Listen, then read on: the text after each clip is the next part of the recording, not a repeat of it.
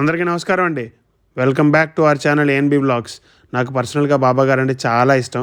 బాబాని గారు అంటున్నానని ఓవర్ అనుకోకండి, చిన్నప్పటి నుండి అలవాటైపోయింది. ఇవాళ మీ అందరికీ పాలకొల్లులో లాకు దిగువన ఉన్న బాబా గారి టెంపుల్ని చూపిస్తాను.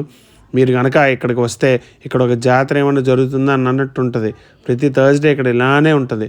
మెయిన్గా ఇక్కడ థర్స్డేస్కి ఒకటి చాలా ఇంపార్టెన్స్ ఉంది. నియర్ బై విలేజెస్లోని వాళ్ళందరూ టెంపుల్కి వచ్చి బాబా గారిని దర్శించుకోవడానికి, అన్నప్రసాదంలో పార్టిసిపేట్ చేయడానికి వస్తారు. ఎవరైనా ఇంట్రెస్టెడ్ పీపుల్ కూడా సేవ చేయొచ్చు. ఇక్కడ ఫ్రీ ఆటో సర్వీస్ అయితే ప్రతి థర్స్డే ఫ్రమ్ బస్ స్టాండ్ ఉంటుంది.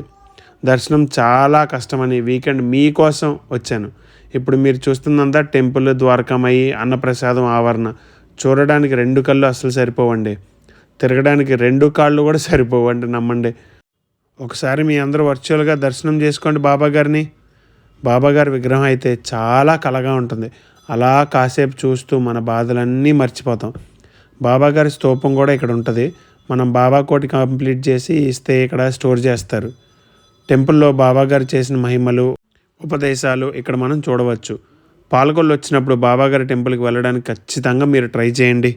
ఇక్కడ ఎవ్రీ థర్స్డే అన్నప్రసాదంకి డొనేట్ చేయడానికి మన ట్రైన్ టికెట్స్ లాగా వెయిటింగ్ లిస్ట్ ఉంటుందంటే మీరు నమ్ముతారా?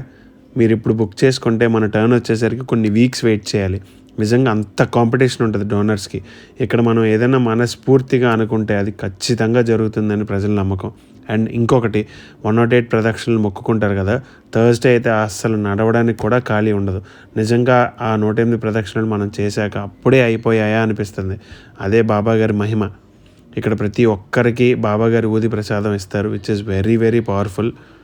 ఇంకా ఇక్కడతో ఈ వ్లాగ్ అయితే ఎండ్ చేస్తున్నా. ఈ వ్లాగ్ మీకు నచ్చిందని నమ్ముతున్నా.